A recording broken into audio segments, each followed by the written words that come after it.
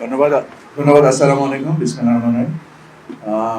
আমরা ডক্টর খলিলের কাছ থেকে যেটা জানলাম যে প্রধান উপদেষ্টার নির্দেশনায় ডক্টর খলিলুর রহমান নিজেই ফেব্রুয়ারি মাসে যুক্তরাষ্ট্র সফর করেন এবং যুক্তরাষ্ট্রের যে শুল্ক বিভাগ তাদের সাথে আলোচনায় বসেন এবং আমাদের আগ্রহ যে বাণিজ্য বৃদ্ধির কল্পে আমাদের যে কর্মসমষ্টি নির্দিষ্ট করেন এবং তার পরিপ্রেক্ষিতেই আজকে যে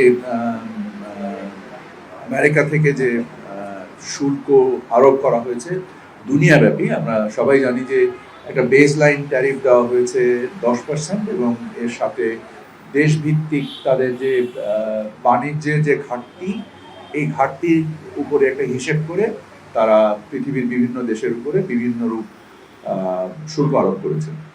আমরা আমাদের উপরে আরোপিত শুল্ক এবং আমাদের যে বাণিজ্যের ধরন এবং বাণিজ্যের যে গঠন, তার উপরে ভিত্তি করে আমরা প্রধান উপদেষ্টার নির্দেশনায় এবং প্রধান উপদেষ্টা নিজেই যুক্তরাষ্ট্র প্রশাসনের সাথে সংযুক্ত হবেন এই বিষয়ে আমাদের অবস্থানকে তুলে ধরার জন্য, এবং আমরাও সংশ্লিষ্ট যুক্তরাষ্ট্রের যে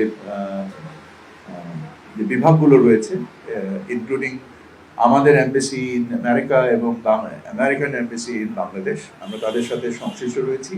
আমাদের করণীয়গুলো আমরা বোঝার চেষ্টা করছি।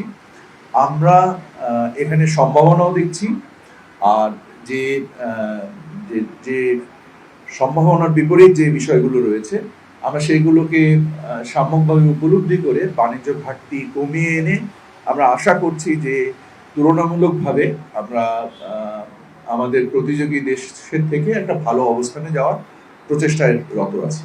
সবাইকে ধন্যবাদ।